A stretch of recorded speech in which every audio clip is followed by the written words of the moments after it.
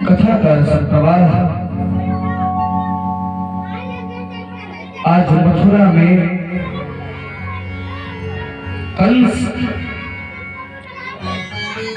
जब सुनता है कि जितने भी राक्षसों को मैंने भेजा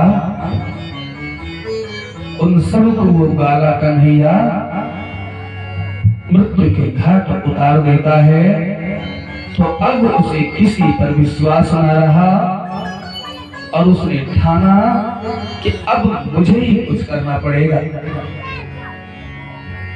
इन राक्षसों और राक्षसियों से कुछ नहीं होने वाला। यही सोचते हुए अब कंस को रात्रि में नींद नहीं लग रही। और आगे क्या होता है,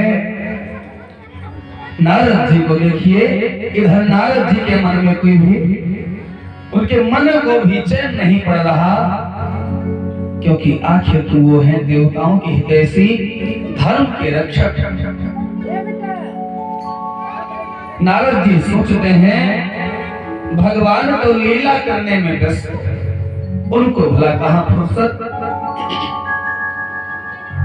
भगवान ऐसे ही लीला करने में व्यस्त रहेंगे तो आखिर कंस का उद्धार कौन करेगा। तो नारद जी ऐसा सोच करके मन में सोचते हैं कि ऐसा कोई नाटक करूंगा जिससे मेरे गोविंद को कंस के उद्धार का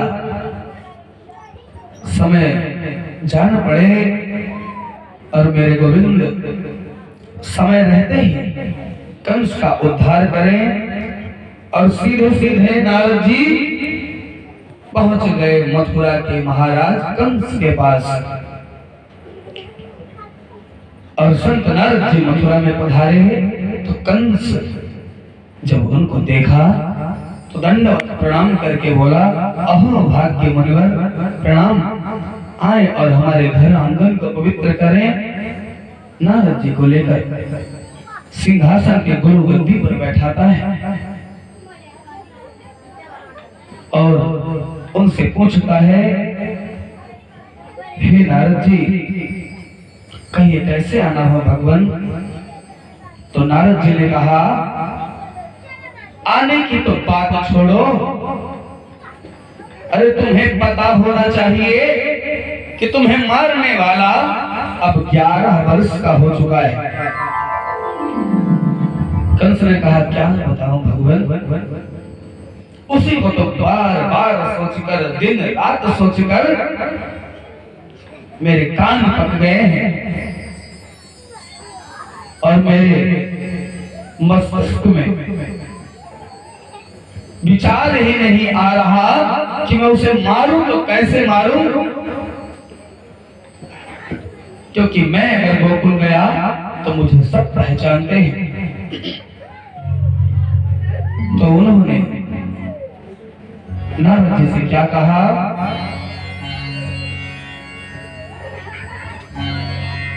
कि हे नारद जी कोई अच्छा उपाय आप ही बता दीजिए। तो नारद जी ने कहा, भगवान शिव ने जो तुम्हें धनुष दिया है ना, उस धनुष यज्ञ के लिए ही एक यज्ञ रचाओ और उनमें उन 2 ग्वालों को भी बुलाओ। सभी लोग आयोजन में व्यस्त रहेंगे और उनमें दोनों ग्वालों को बुलाकर उस समारोह का आनंद ले रहे होंगे और पीछे से तुम प्रहार कर देना ताकि वो काल के गाल में समा जाए। तो कंस बोला कि महाराज इतना आसान तो नहीं है। तो कंस ने कहा, हाँ एक बात हो सकता है, किसी व्यक्ति को भेजकर कृष्ण बलराम को बुलाया जाए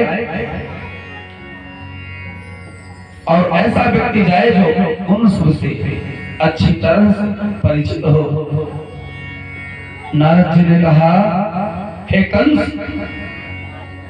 मस्तिष्क पर जोर डालो, सोचो ऐसा कौन सा व्यक्ति होगा। आखिरकार कंस ने सोच लिया और कहा, अक्रूर जी जाएंगे जो मेरे परम सेवक हैं और गोकुल में सभी उनको पहचानते हैं। और अक्रूर जी को बुलाया गया। अक्रूर जी ने कहा, कहिए कंसराज, हमको कैसे बुलाए?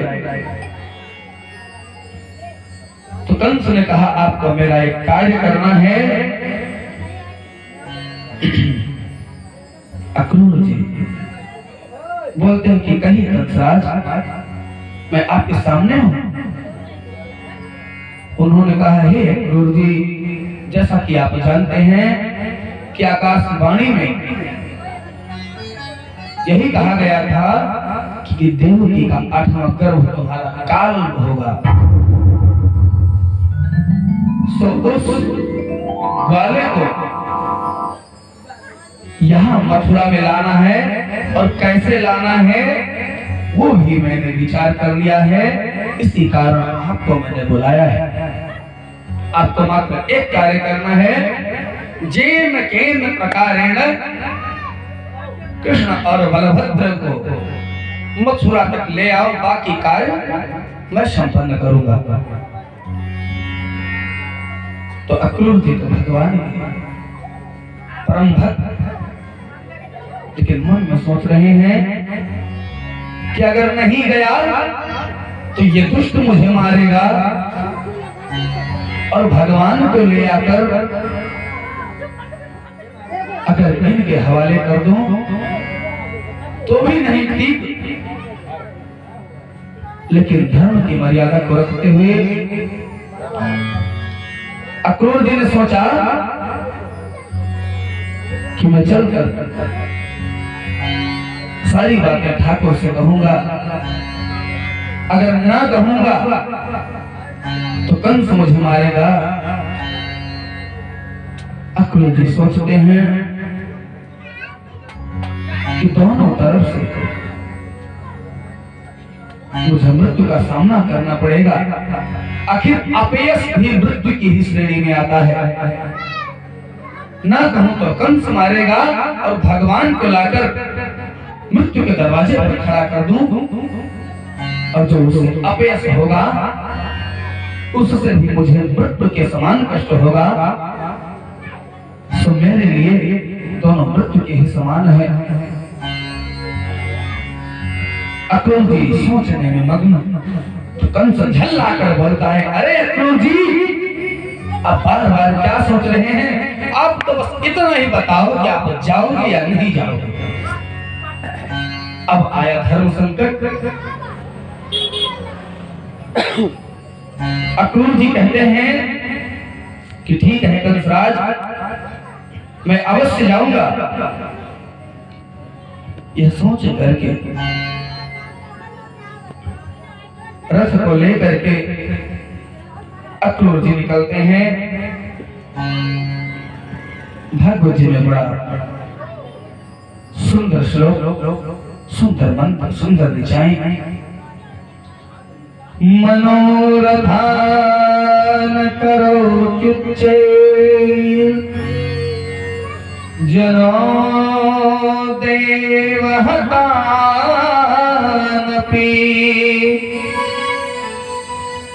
युज्यते हर्ष शोकाभ्याम तथा त्याज्ञा करो।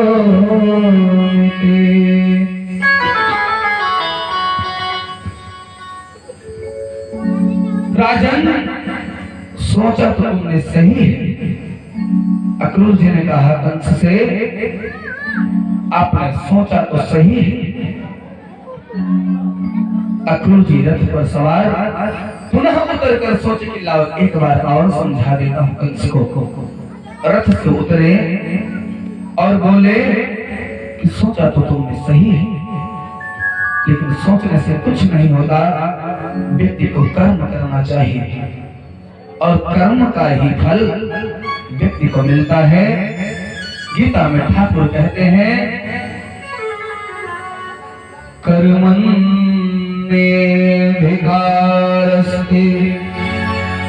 मा फलेषु कदाचन। अर्थात व्यक्ति को कर्म तो अवश्य करने पड़ते हैं, चाहे वो सत्कर्म करे या दुष्कर्म करे। अकर्मण्य होकर मनुष्य तो क्या कहे, जीव जो चराचर में जीव दिखते हैं, अकर्मण्य होकर रह ही नहीं सकते। वृक्षों को कहा जाता है जड़, एक जगह रहने वाला है। लेकिन उन्हीं वृक्षों में कुछ वृक्ष होते हैं जिन्हें मांस भक्षी वृक्ष कहा जाता है। उनके फल अपने दोनों फलियों को खोलकर प्रतीक्षा करते हैं कि कोई कीट पतंग आए बैठे और मैं उसका ग्रास करूं। तो अकर्मण्य होकर यहाँ तक की जड़ अर्थात वृक्ष भी नहीं रहता, तो मनुष्य कैसे हो सकता है?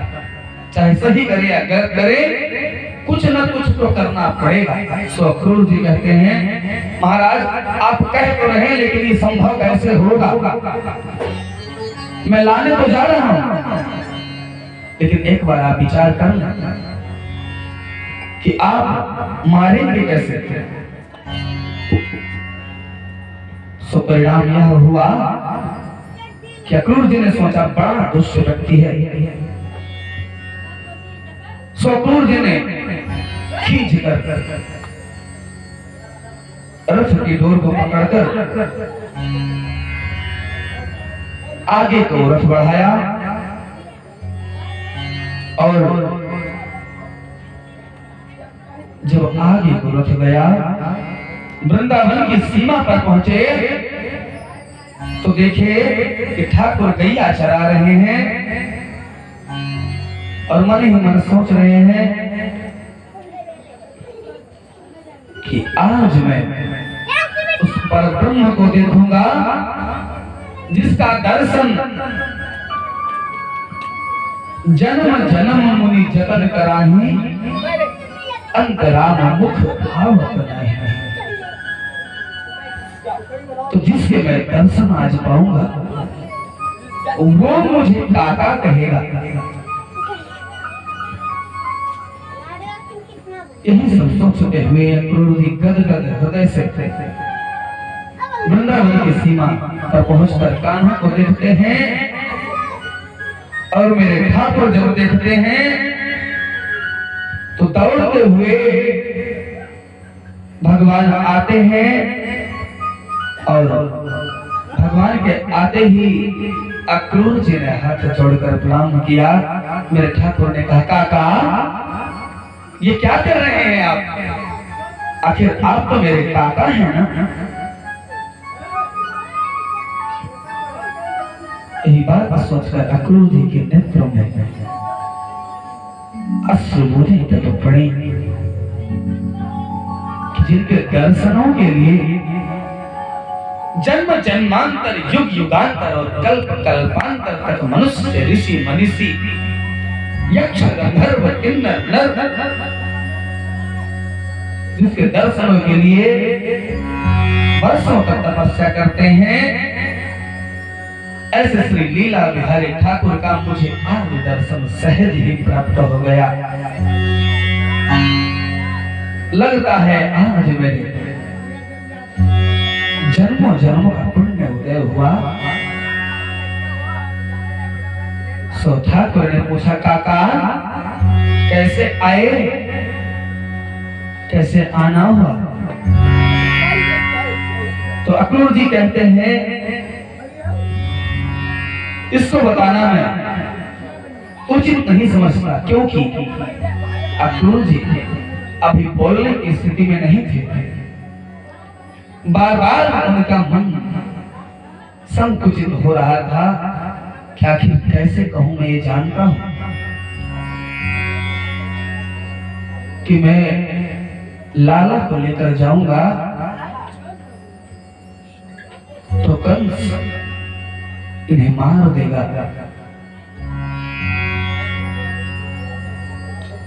और एक मन सोचते हैं कि आखिर जब ये भगवान है तो इनको मारेगा कौन।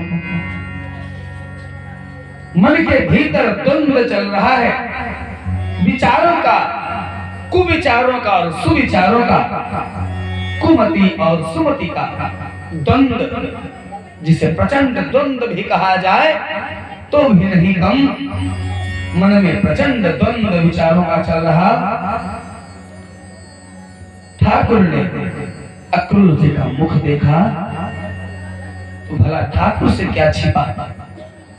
ठाकुर ने कहा, काका अरे इतना परेशान क्यों हो? अरे कंस ने तो मुझे मारने के लिए बुलाया है ना। अक्रूर जी ने जैसे ही सुना, अक्रूर जी आबाद रह गए कि आखिर कान्हा को कैसे पता चला कि कंस ने इसे बुलाया है और मारने के लिए बुलाया है। वो तो ठहरे परब्रह्म। सो कन्हैया ने कहा, काका मैं गैयों को मित्रों के साथ, बाल बालों के साथ छोड़ देता हूं और आइए दाऊ भैया के साथ मैं और आप घर चलते हैं। सो मेरे ठाकुर अक्रूर जी को घर पर लेकर आते हैं और महल में पधारे। नंद यशोदा जी ने उनका बहुत सत्कार किया, भोजन कराया, सेवा की। भोजनादि से निवृत्त होने के पश्चात पूरे नंद के गांव में, गोकुल नगरी में समाचार फैल गया कि गोकुल में कोई विदेशी आयो है। रात्रि में नंद जी पूछते हैं, अक्रूर कैसे आना हुआ? अक्रूर जी बोले, मैं कृष्ण और बलराम को लेने आया हूं। कंस ने धनुष यज्ञ का आयोजन किया है, बहुत बड़ा आयोजन, बहुत बड़ा मेला है, तो इनको मैं लेने आया हूं।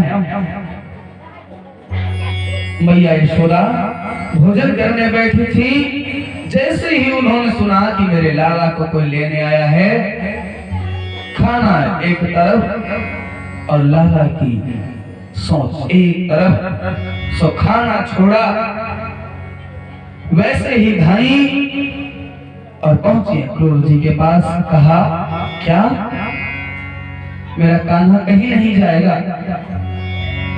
मेरे नैनों का तारा मेरे नजरों के सामने होना चाहिए, बस बस बस। ये तो है मात्र प्रेम का वात्सल्य। लेकिन ठाकुर अगर मानवीय भावनाओं में बहेंगे तो जिस उद्देश्य की पूर्ति के लिए वो धरा पर अवतार लिए, वो उद्देश्य तो पूर्ण ही नहीं होगा। मैया से, अक्रूर जी से, नंद राय जी से बहुत बातें हुई। अंत तो ये हुआ कि चलो ठीक है। और लाला ने कहा कि मैया तुम मुझे कहीं नहीं जाने देती, मैं जाऊंगा। दाऊ भैया मुझे संग चले, मैं भी जाऊंगा। सोहठ प्या के मैया मान गई और नंद राय जी भी तैयार हुए और नंदगांव अर्थात गोकुल से कुछ मित्र, कुछ बाल बाल और साथ हुए।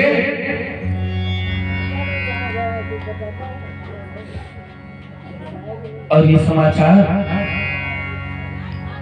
जब ग्वालाओं बालिकाओं को पता चला तो उनके मन को शांति नहीं मिली। ये तय हो गया कि कान्हा कल, आज तो रात्रि हो गई, कल कान्हा मथुरा जाएगा। अर्धरात्रि से सारी गोपियां श्री किशोरी जी नंद जी के दरवाजे पर आकर खड़ी हो गई। और जैसे ही प्रातः काल हुआ, अक्रूर जी रथ को जैसे ही आगे आए कि अब रथ को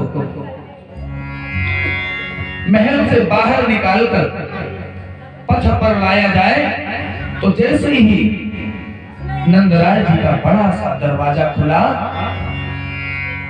जैसे ही सिंह द्वार खुला, उस सामने क्या देखा, सारी गोपियां लाइन से खड़ी, कतारबद्ध होकर खड़ी हैं। और उनके बीच में किशोरी श्री राधा रानी खड़ी है। जैसे तारों के बीच चंद्रमा का प्रकाश और चंद्रमा की सुंदरता होती है, वैसे उन ग्वालाओं के बीच, उन गोपियों के बीच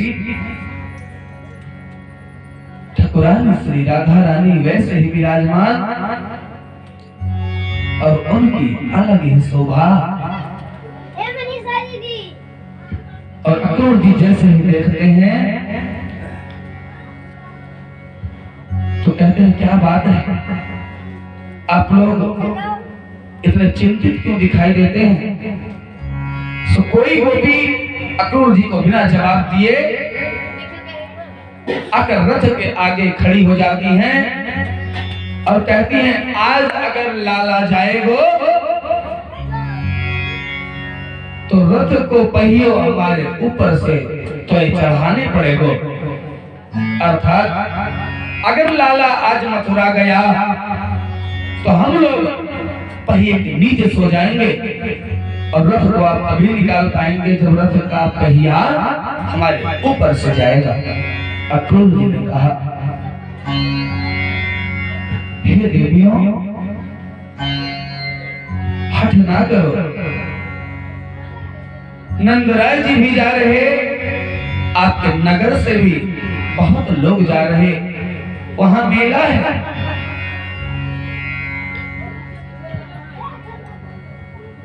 तो आगे ठाकुर आते हैं और सबको प्रणाम करके कहते हैं कि चिंता मत करो, मैं आऊंगा और अवश्य आऊंगा। तो पुनः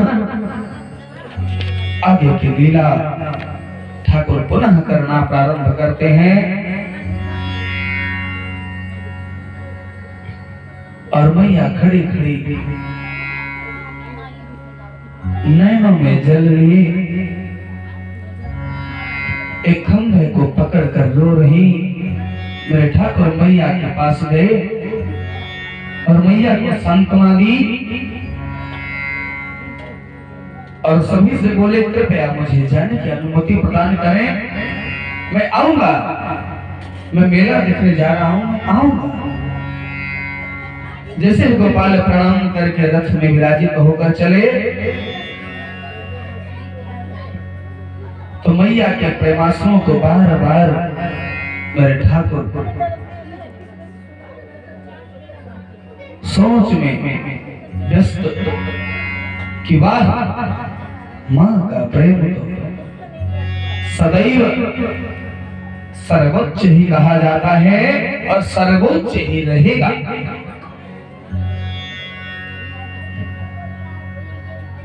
और रथ को आगे बढ़ाया अक्रूर जी ने और श्री यमुना जी के पास पहुंचकर अक्रूर जी ने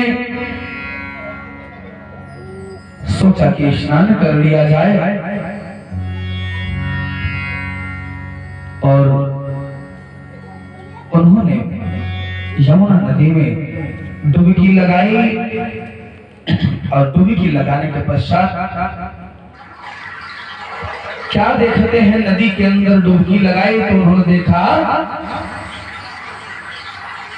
कि एक मनोरम दृश्य एक बार उनके ध्यान में कन्हैया का छाया चित्र प्रदर्शित होगा और एक बार शेषशायी भगवान विष्णु का। तो जो शंका अक्रूर जी के मन में थी कि मैं तो मान रहा हूं पर ब्रह्म है, लेकिन कंस ने अगर थोड़ा भी दुख इन्हें दिया, थोड़ा सा भी कष्ट इनको पहुंचा, तो उससे उपजा हुआ कलंक मेरा कभी नहीं भूलेगा। जन्म जन्मांतर तक मेरे प्रारब्ध में वह काली पोता का पोता ही रहेगा। सो निकल कर आते हैं मां यमुना के तट पे। ऐसा दृश्य जब देखा कि नदी में डुबकी लगाने के पश्चात एक बार ठाकुर का मुखमंडल और एक बार शेषशायी क्षीरशायी भगवान लक्ष्मीपति श्रीमान नारायण का छाया चित्र उनके मस्तिष्क पर बार बार प्रदर्शित होता रहा और नदी के तट पर आकर उन्हें वस्त्र बदला। अब उन्हें यह पक्का ज्ञात हो गया था कि ये तो पूर्ण ब्रह्म है, इनका कंस आखिर कर क्या सकता है। मेरे ठाकुर के आगे कंस की क्या विशाल, क्या औकात कि नमक का एक रोड़ा, जिस प्रकार नमक का एक रोड़ा अगर सोचे कि मैं डूबूं और सागर की अथाह गहराई तक जाऊं और सागर की अथाह गहराइयों का माप करके आऊं, क्या ये संभव होगा? क्योंकि जानत तुम्हें होई जाई। वो नमक का रोड़ा डूबेगा तो अवश्य, लेकिन अथाह गहराइयों में पहुंचते पहुंचते स्वयं का अस्तित्व ही खो बैठेगा। क्यों? कि नमक घुलनशील होता है। तो आगे की कथा बड़ा रोचक है, ध्यान से सुनेंगे कि अक्रूर जी मन ही मन सोचते हैं कि अब ले चलो मथुरा नगरी, अब कोई दिक्कत नहीं। ये तो ठहरे पर ब्रह्म और कंस तो ठहरा एक तुच्छ मानव, भला वो क्या कर लेगा। और मेरे ठाकुर के मित्र और नंद बाबा पहले ही आकर यमुना जी के तट पर एक बाग सुरम्य स्थान,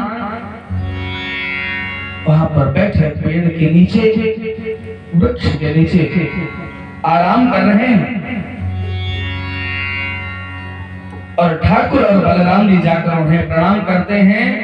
नंद बाबा बहुत प्रसन्न हैं। नंद बाबा कहते हैं, अच्छा लाला तू आ गए हो? ठाकुर कहते हैं, हाँ बाबा हम आ गए। इतना कहकर ठाकुर अक्रूर जी से कहते हैं, काका कंस का ये सुरम्य नगर तो बहुत अच्छा प्रतीत होता है। अक्रूर जी ने कहा, चलिए प्रभु, जब कंस को आप उसका समुचित दंड देंगे, उसके पश्चात ये नगरी और अलंकृत और विभूषित हो जाएगी। दोनों बातें करते हुए आगे बढ़ते हैं और अक्रूर जी के मन में एक पक्का विश्वास तो हो ही गया, ये तो परब्रह्म। मैं तो बार बार यही सोच रहा था कि इनको कोई समस्या ना हो, लेकिन अब मुझे पक्का विश्वास हो गया कि कन्हैया का कंस कुछ भी नहीं बिगाड़ सकता। कंस की तो बात ही छोड़िए, उसके जो पहलवान मुष्टि चाणूर और मदमत्त गजराज, जिसको कंस ने शराब पिला के रखा है कि कृष्ण आए यदि माना कि मुष्टिक को चणूर को मार देगा कन्हैया अगर, तो मेरा ये मदमत नसीला हाथी कन्हैया को समाप्त करने में समर्थ रखता है। रथ को उन्होंने आगे बढ़ाया और इधर कंस ने सारी मथुरा नगरी के लिए सजावट करने का आदेश दिया और लोगों को निर्देशित किया कि कृष्ण और बलराम का पूरी नगरी में कोई स्वागत नहीं करेगा और जिसने स्वागत करने का दुस्साहस किया वो मेरे कोप का भाजन बनेगा, अर्थात उसे मृत्यु दंड दिया जाएगा। डर के मारे कोई कुछ बोल नहीं रहा था। अब किसी की कोई सामर्थ्य नहीं कि कंस से बात करे और जुबान लड़ाए। ठहरा वो राजा, राजा से झगड़ा कौन करे? इसलिए कंस को जाकर कह दिया। अक्रूर जी आए और कंस से जाकर कह दिया कि अब मैंने तो अपना सारा कार्य कर दिया, अब आगे जो करना हो सो तुम्हारी मर्जी, अब तुम जानो तुम्हारा काम जाने। इतना कहकर अक्रूर जी वहां से चले जाते हैं और कंस ने सबको निर्देश दिया था कि कन्हैया और बलराम जी का कोई स्वागत ना करे। और होता क्या है, हमारी मथुरा की माताएं सोचती हैं दुष्ट कहीं का चाहे अन्न पैदा हो या ना हो, लेकिन कर तो मांगता ही रहता है।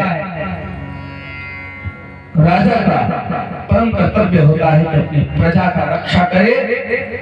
और ये नीच महाधूर्त राक्षस खल अन्न पैदा हो चाहे ना हो, गैया दूध देती हो चाहे ना देती हो, इसको कर में अन्न देना पड़ता है, दूध देना पड़ता है, घी देना पड़ता है। माली को प्रतिदिन पुष्पों का हार बनाकर उसको पहनाना पड़ता है और एक व्यक्ति को चंदन लगाने के लिए जाना पड़ता है। नीच कहीं का ऐसी सेवा करवाता है जैसे ये भगवान हो। और आपस में पड़ोसी में वार्ता होने लगती है कि हे सखियों, हे बहनों, हम तो चलेंगे। जिस मार्ग पर कन्हैया आ रहे हैं उस मार्ग पर हम चलेंगे और वहां देखेंगे कि कंस के अगर सैनिक वहां पर हैं तो हम छत से कन्हैया का दर्शन करेंगे, उसके ऊपर पुष्पों की वर्षा करेंगे, लेकिन करेंगे चाहे इसके लिए हमें प्रणदंड ही मिले, कोई फर्क नहीं।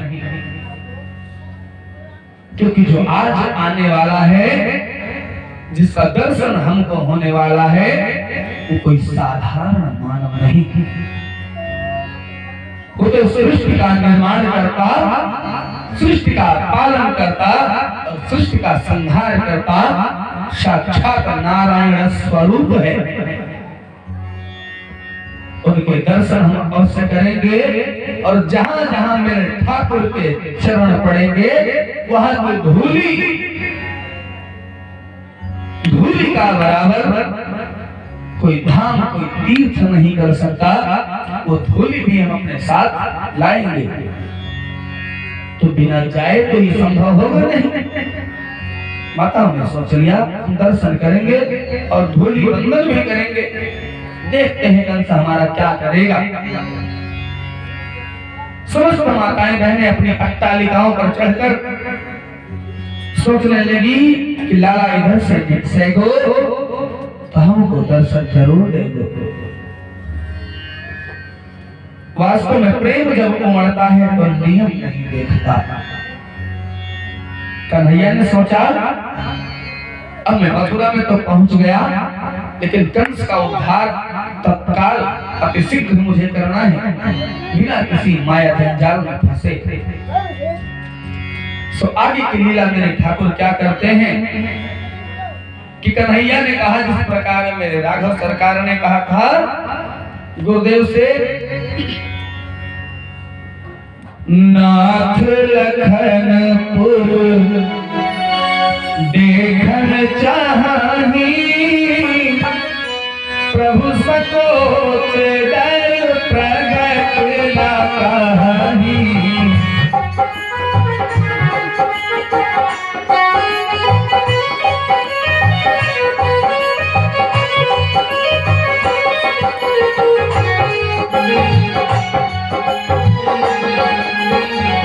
यही इस युग में जो त्रेता में हो चुका, ठाकुर पुनः आदेश लेते हैं अपने बाबा नंदराय जी से कि बाबा तलित में नगर देखे आऊं क्या? तो नंद बाबा कहते हैं नाय बेटा, मैं तुम्हें मथुरा नाय जाने दूंगा। ठाकुर ने कहा बाबा चिंता की कोई बात नहीं, हम लोग आ जाएंगे। नंद बाबा ने कहा यहाँ के लोग बड़े झगड़ालू हैं और तुम यहाँ की संस्कृति से सभ्यता से परिचित नहीं हो, किसी से बात कर लोगे तो कोई शब्द वो ना समझ पाए तो झगड़ा हो जाए। कन्हैया ने कहा बाबा हम किसी से बोलेंगे ही नहीं, तो झगड़ा ही कहाँ होगा। सो बाबा मान गए और कहा कन्हैया तो एक शर्त पे जाएगो। ठाकुर ने कहा के है बाबा? तो बाबा ने कहा थारे साथ बलदाऊ भी जाएगो, तुम्हारे साथ बलराम जी भी जाएंगे। तो ठाकुर ने कहा सो तो कोई दिक्कत नहीं, चलने दीजिए। और मथुरा के नर नारी इसी ताक में कहूं कि मेरा ठाकुर आए तो उसका दर्शन करे। क्या ठाकुर को ज्ञात नहीं कि कंस के डर के मारे सब घर में छिप कर बैठे हैं? मेरा ठाकुर इतना उदार भक्तों का प्रतिपालक है कि सबके हृदय में विराजित और सबके धड़कनों के साथ सबके हृदय में चल रही बातों को तो जानता है। मेरे ठाकुर स्वयं भक्तों की इच्छा को पूर्ण करने के लिए, अपने दर्शन देने के लिए बाबा से आज्ञा ली और तत्काल मथुरा नगरी प्रस्थान कर देते हैं। आज गोविंद की उम्र मात्र 11 वर्ष 55 दिन की। 11 वर्ष 55 दिन का बालक मथुरा की गलियों में डोल रहा और माताएं गोविंद पर पुष्प की वर्षा कर रही हैं और आपस में वार्ता कर रही हैं कि गोरे गोरे जो हैं ये बलभद्र जी हैं और जो ये सावले सावले हैं यही तो ठाकुर है, यही कृष्ण है। कृष्ण बलराम परमाताएं पुष्प वर्षा कर रही हैं। परमात्मा को सोने चांदी हीरे जवाहरात से कोई मोह नहीं, कोई लगाव नहीं। उन्हें तो बस भक्त के हृदय में विराजित अपने भक्त से प्रेम है। जितने भक्त भगवान की राह जोह रहे हैं, ठाकुर का राह देख रहे हैं, ठाकुर भी उतने ही उतावले हैं अपने भक्त को दर्शन देने के लिए। तो ठाकुर ने कहा क्योंकि 2-4 मित्र और ठाकुर के साथ, तो ठाकुर ने सोचा कि हमारा वस्त्र बलराम जी का वस्त्र तो ठीक है, लेकिन साथ में चलने वाले मित्रों का वस्त्र गंदा है, मैला कुचैला है। सो ठाकुर ने कहा कि आओ तुम सबकी व्यवस्था करते हैं, तुम सबके वस्त्रों की व्यवस्था करते हैं। और ठाकुर ने कह करके नदी की ओर प्रस्थान किया, जहां पर एक धोबी कपड़ा धो रहा था और समस्त बाल बाल वहां पहुंचे। ठाकुर और बलभद्र जी भी वहां पहुंचे तो कृष्ण जी का ननिहाल मथुरा, वहां के सभी लोग मामा ही लगेंगे। मेरे ठाकुर ने उस धोबी से कहा, मामा हमारे सभी मित्रों के लिए, हमारे भैया के लिए और मेरे लिए वस्त्र दे दो और हम पहन के आएंगे, मेला देख कर आएंगे, सो आपको दे देंगे।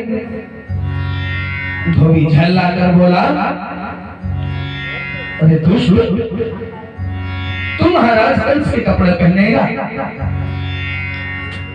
नदी के किनारे रहने वाला ग्वाला, गाय चलाने वाला, बाजरे की रोटी खाता है और तू चलेगा महाराज कंस के कपड़े पहनने? ऐसी फटकार ठाकुर को जब उसने लगाई तो ठाकुर ने कहा कि ठीक है, जो भी है, जो कहना है कह लीजिए, लेकिन वस्त्र तो दे दीजिए। तो धोबी ने कहा, अरे ग्वाले, जीवन भर पोखर का पानी पीने वाले, बाजरे के साथ रोटी और गुड़ को खाने वाले, तुम महाराज कंस के कपड़े पहनने की योग्य नहीं, अतिशीघ्र भाग यहां से, वरना जिस कार्य के लिए महाराज कंस तुम्हें बुलाए हैं, सोचिए। धोबी ने क्या कहा, जिस कार्य के लिए महाराज कंस ने तुम्हें बुलाया है वो काम अभी मैं ही कर दूंगा। ठाकुर ने कहा, इतना अहंकार?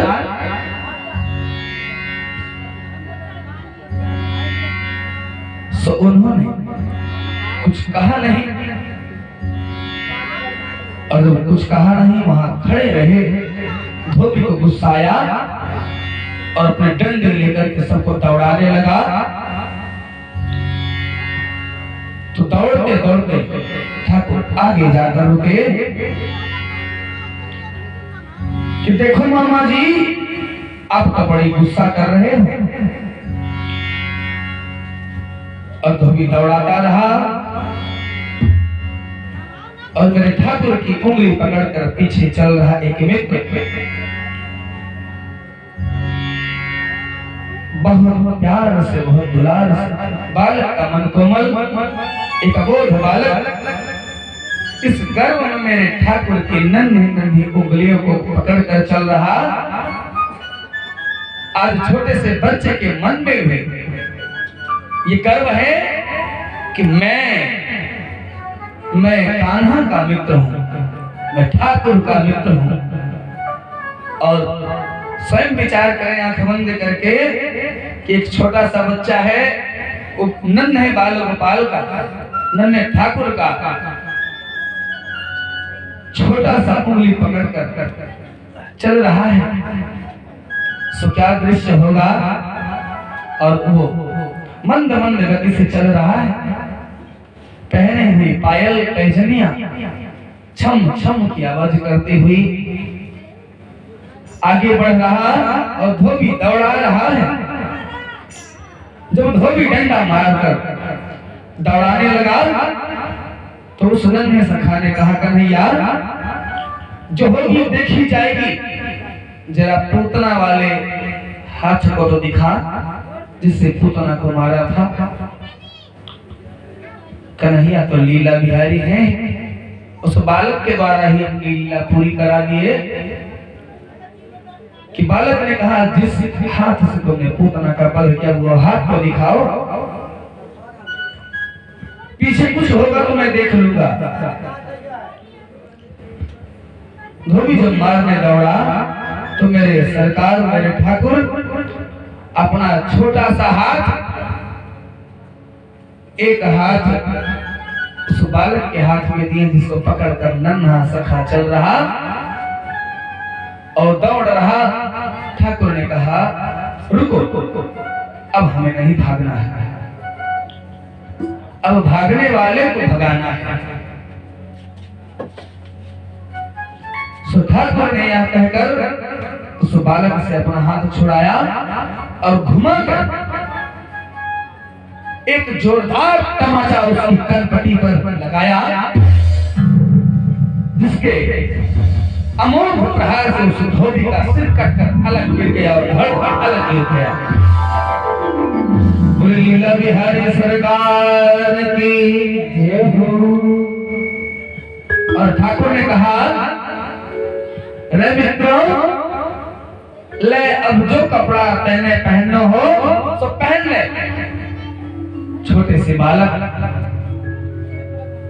महाराज कंस के कपड़े पहन लेंगे, मोटा जरा मन में सोचिए, मोटे तगड़े कंस का कपड़ा जब छोटा सा बालक पहनेगा तो किस भांति लगेगा। सारे बच्चे हापा धापी में पहन तो लिए, लेकिन जोकर जैसे आधा झबला इधर घूम रहा, आधी झबली इधर घूम रही। तो बालक कहते हैं कन्हैया, अरे भाई देखते हो ये कैसा लग रहा है, इस कपड़े से ज्यादा तो अच्छा हम उस कपड़े में लग रहे थे। अब तो हम लग रहे हैं सर्कस में नाचने वाले बंदर की तरह, कि जैसे बंदर को फराक पहना दिया जाता है और मदारी नचाता है, उसी भांति हम लोग भी लग रहे हैं। ठाकुर ने कहा नहीं, आओ आगे बढ़ते हैं, मैं कपड़े की समुचित व्यवस्था कराता हूं। सो ठाकुर आगे बढ़े और वहीं पर एक दर्जी रहता था, जो ठाकुर का परम आराधक और ठाकुर को अपना सर्वस्व मानने वाला परम भक्त। ठाकुर उसके घर में पधारते हैं, बड़ा आदर सत्कार करता है और ठाकुर से कहता है ठाकुर मेरे लिए क्या आदेश है। ठाकुर ने कहा आदेश नहीं, इस समय मैं आदेश करने की हालत में नहीं हूं, इस समय मैं प्रार्थना कर रहा हूं कि मेरे पास समय नहीं है, हम लोगों को मेला देखना है, अति शीघ्र कपड़े बना दे। 2-4 मित्रों के लिए और एक मेरे भैया के लिए, एक मेरे लिए। दर्जी तो ठहरा परम साधक, सो ठाकुर को सामने देखता रहा और कपड़ा बनाता रहा और कुछ ही समय में सबके लिए उसने कपड़े की व्यवस्था की। सबने कपड़ा पहना और बार बार वो छोटे बच्चे होते हैं, जरा सोचिएगा, जब पापा बाबा लाकर कपड़ा देते हैं, पहली बार कपड़ा पहनते हैं तो बार बार ऐसे ऐसे देखेंगे जैसे क्या आ गए। सो वही हाल ठाकुर के मित्रों का, बार बार सोच रहे हैं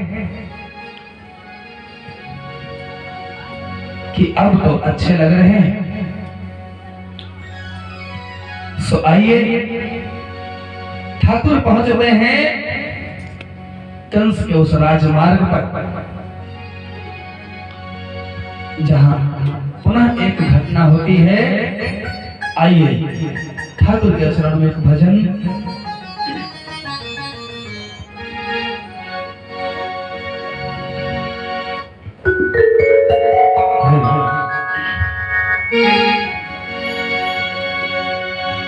हरि नाम नहीं तो जीना क्या। दुगना भाई दुगुन। हरि नाम नहीं तो जीना क्या, हरि नाम नहीं तो जीना क्या, हरि नाम नहीं तो जीना क्या,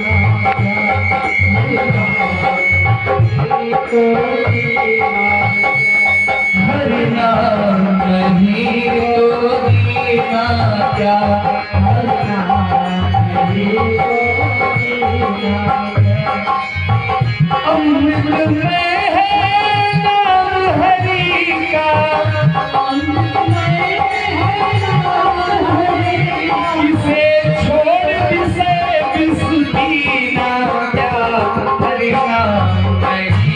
तो जीना क्या,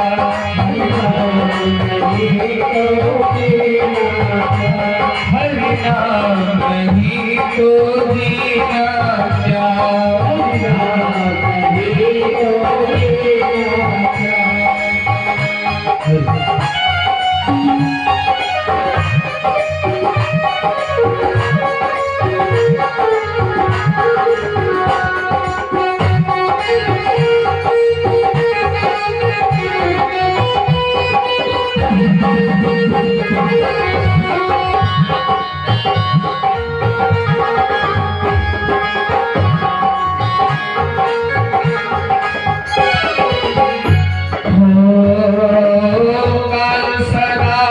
अपने रस डोले, ना जाने कब सिर चढ़ बोले,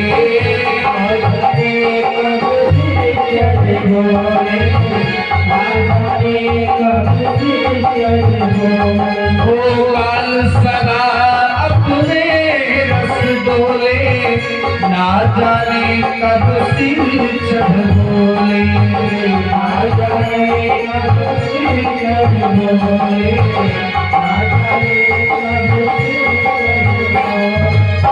हरि का नाम जपो निस्वास,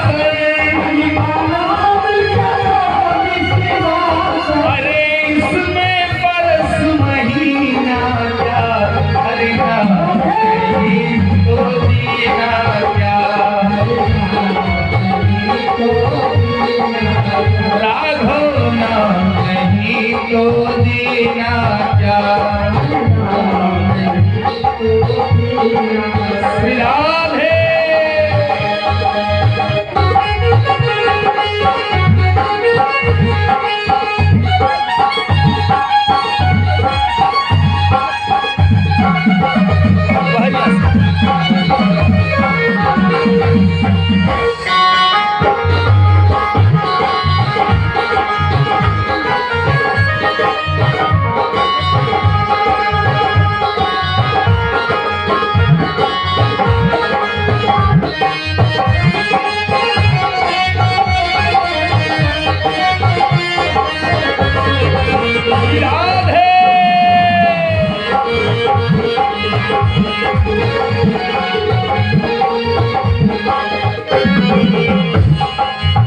तीर्थ है हरि नाम तुम्हारा, फिर क्यों फिरता मारा मारा, फिर क्यों फिरता मारा मारा, फिर क्यों फिरता मारा मारा, तीर्थ में है नाम तुम्हारा, फिर क्यों फिरता मारा मारा, फिर क्यों फिरता मारा मारा, फिर क्यों फिरता मारा मारा, अंत समय हरि नाम गायो, तो काशी और मदीना क्या, हरि नाम नहीं तो जीना क्या,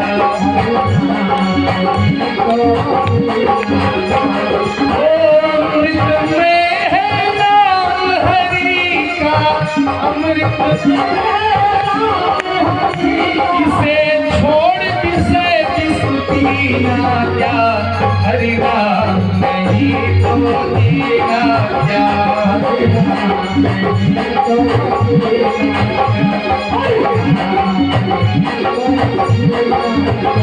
राधे।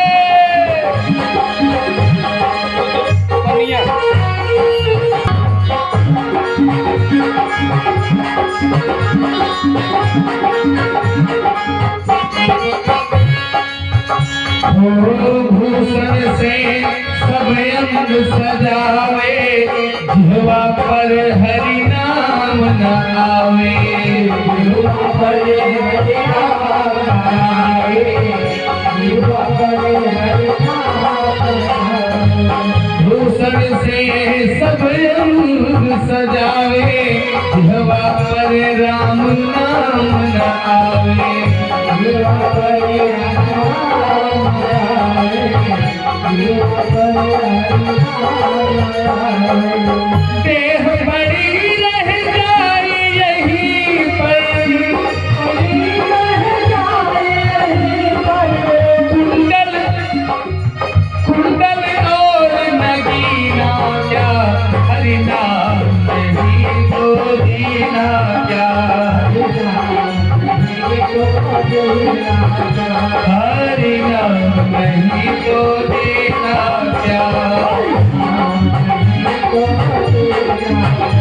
ओ अमृत में है नाम हरि का, इसे छोड़ किसे किस जीना क्या, हरि नाम नहीं तो जीना क्या, हरि नाम नहीं तो जीना क्या, हरि नाम नहीं तो जीना क्या, हरि नाम नहीं तो जीना क्या, राघव नाम नहीं तो जीना क्या, हरि नाम नहीं तो जीना क्या।